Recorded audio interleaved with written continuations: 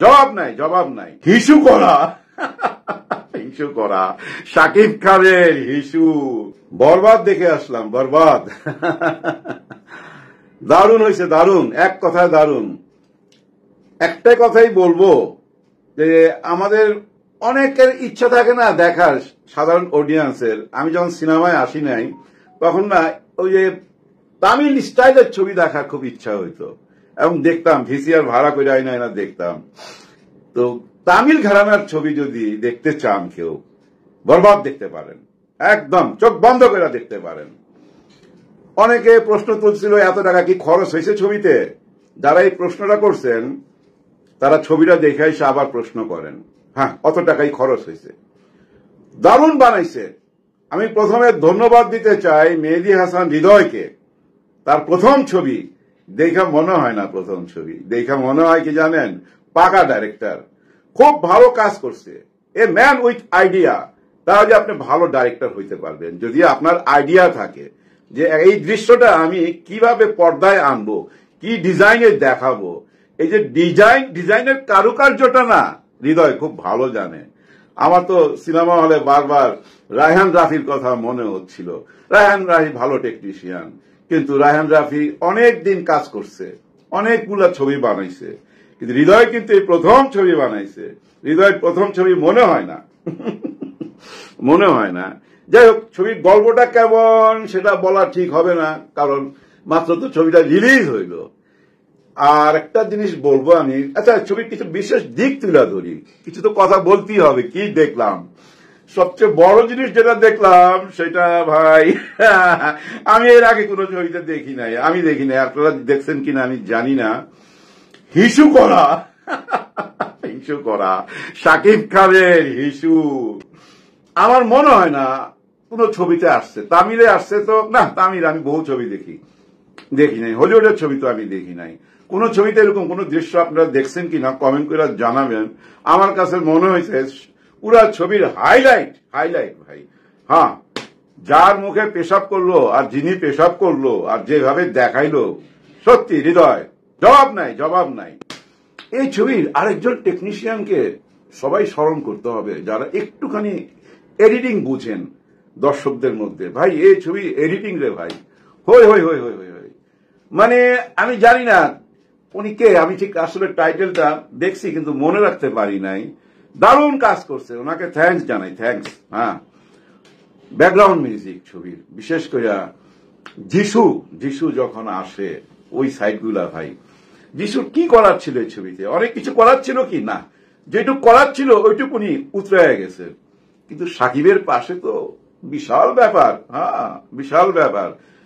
এরকম আমি আলোচনা শুনি নাই যে যিশু এই ছবিতে, মানে সাধারণ অডিয়েন্স হলের মধ্যে দুই একজনের সাথে যাদের সাথে কথা বললাম, কেউ নিজে থেকে বলেনি আমাকে যে ভাই যিশু মারাত্মক করছে।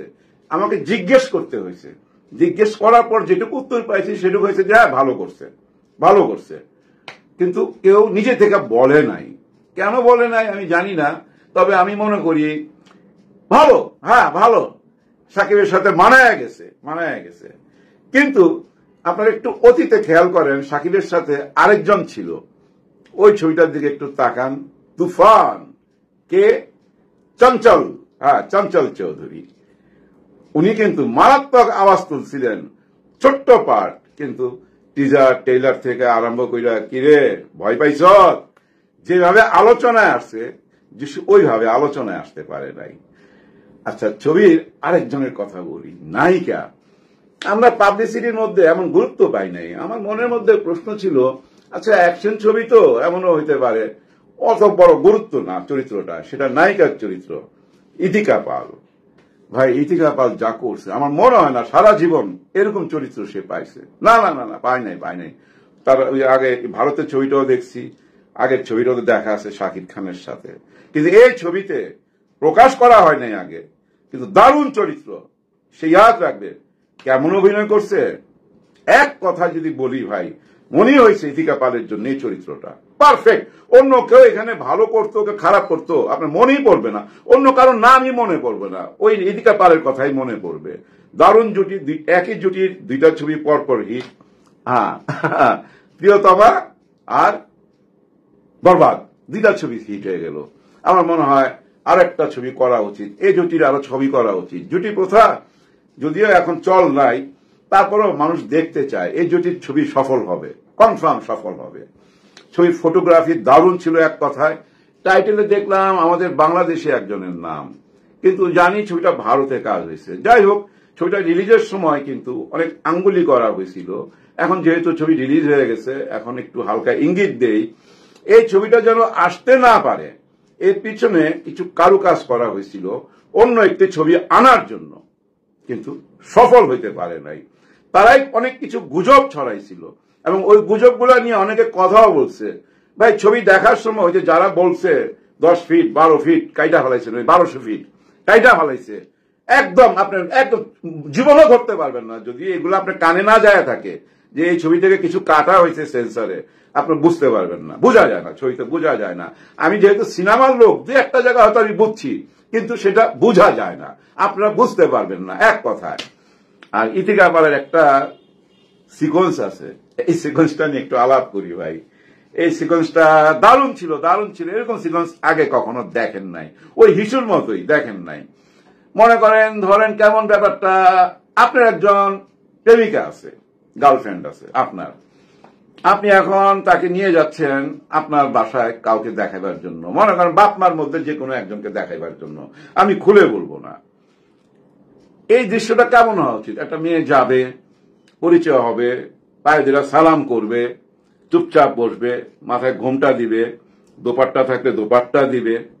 কিন্তু না ভাই, টোটাল উল্টা, টোটাল উল্টা। এরকম রিভেঞ্জ, ওরে বাপ রে বাপ, কি ঘটনা ঘটাইছে এটা দেখার জন্য ছবিটা অবশ্যই দেখবেন। বিশেষ করে এই দৃশ্যটা ইতিকা পালের, আর ওই যে হিসু, কার মুখে হিসু করলো, কে হিসু করলো, এই দুইটা দৃশ্য দেখে বুঝছেন আপনার টাকা উসুল হয়ে যাবে। যে টাকা দিয়ে আপনি টিকিট কাটবেন এটা উসুল হয়ে যাবে। সোজা কথা আমি বলবো কি জানেন, আমরা ওই যে প্রথম যেটা বলছি, এটা একটা সাউথ ঘরানার ছবি একদম। এই ছবিটা যদি ভারতে শুটিং না করতো এতটা সুন্দর ডিজাইন হইতো না, হইতো না ভাই। প্রযুক্তি সহযোগিতা লাগে, শুধু আমি ব্রেন খাটাইলে হবে, প্রযুক্তি লাগবে। আবার প্রযুক্তির জন্য টাকা লাগবে, প্রচুর টাকা লাগবে। এই প্রডিউসার প্রচুর টাকা খরচ করছে, কিন্তু এই প্রডিউসারের পিছনে লোক লেগে গেছিল ভাই, ডুবাই দিতে চাইছিল। যাই হোক, উনি ব্রেন রাখেন, উনি কারেক্ট ডিসিশন নিয়েছেন যে আমি ছবি রিলিজ করবই, যেভাবেই হোক করবো, এবং কইরা দেখাইছে। করাতে উনি জিতা গেছে। 120টা হলে ছবি রিলিজ হয়েছে। আমার বিশ্বাস সেকেন্ড উইকে যায় এই ছবিটা হল পাবে, আরো হল পাবে, শো বাড়বে, শো কমার কোনো কারণ নাই। হ্যাঁ, কমতে পারে যদি মেয়ে মানুষ ছবিটা না দেখে। হ্যাঁ, নারীরা যদি, আমাদের মা বোনরা যদি ছবিটা না দেখে, তাহলে হয়তো শো বাড়তে নাও পারে। এই কথাটা কেন বললাম জানেন? এটা আমার 50 বছরের অভিজ্ঞতা। আমি দেখছি ভাই, যে ছবিটা ছেলে মেয়ে একসাথে দেখে আর কি, মা বোনরা দেখে, ওই ছবিটা রিপিট দর্শক হয়। মনে করেন আমি দেখে আসলাম, তারপর বাসায় এসে আলোচনা করলাম। যেমন আজকে যে ঘটনা ঘটছে, আমি যে দেখছি বন্ধু বান্ধবের সাথে, বাসায় এসে একটু আলোচনা করছি, ওই হিসুর কথা শুই না, বুঝছেন, আমার বউ কয়টা দেখতে হইব, আমার ছোট মেয়ে কয় দেখতে হইব। এরকম দৃশ্য ছবিতে থাকে। এই যে আবার যদি আমি যাই, এটা রিপিট দর্শক হইল না? এইভাবে রিপিট দর্শক মুখের পাবলিসিটিতে, যে ভাই মারাত্মক ছবি। হ্যাঁ, এখনো হলের সামনে সবাই কিন্তু বলতেছে এটা মারাত্মক ছবি, তাদের ভালো লাগছে, উল্লাস প্রকাশ করতেছে, কিন্তু তারা আবার ছবিটা দেখতে হবে। বারবার দেখলে একটা ছবি হিট হয়। সীমিত লোক, মানে আমি একবার দেখলাম আর গেলাম না, বা মা বোনরা গেল না, ওই ছবি হিট হয় না। কিন্তু দেখা যাক, মাত্র তো ছবিটা রিলিজ হয়েছে। আর দুইটা ছবি, দাগি আর পুষ্পা না, জঙ্গলি, এই দুইটা ছবি রিপোর্ট পাইলাম। আবার জঙ্গলির পরিচালকের সাথে আমার সরাসরি কথা হয়েছে, উনি আমাকে ফোন দিয়েছিলেন। উনি খুশির মধ্যে একটু দুঃখ পাইছেন, কারণ দুইটা সিনেপ্লেক্স ওনার ছবির পোস্টার লাগাইছে, বিলবোর্ডে আছে, তারপরে ওনার ছবিটা চালায় নাই, ওনারা বরবাদ চালাইছে। সোজা কথা, একটাতে বরবাদ চালাইছে, আরেকটাতে কি চালাইছে জানি না। উনি কষ্ট পাইছে। ভাইজান, কষ্ট পাওয়ার কিছু নাই, আপনার ছবি রিপোর্ট ভালো। আমি খোঁজ খবর রাখি, ফিল্মের লোক তো, অনেককে ফোন করছি, তারা বলছে যে অনেক ভালো রিপোর্ট, অনেক ভালো জঙ্গলির রিপোর্ট। আর দাগি দাগি আমি হয়তো কালকে দেখতে পারবো না, হ্যাঁ কালকে দেখতে পারবো না, পরশু দেখবো, পরশু আপনাদেরকে জানাবো দাগি কেমন হয়েছে। সবগুলো ছবি ভালো যাক, হ্যাঁ সবগুলো ছবি ভালো যাক, অডিয়েন্স আছে তো, দর্শকের অভাব নাই ভাই।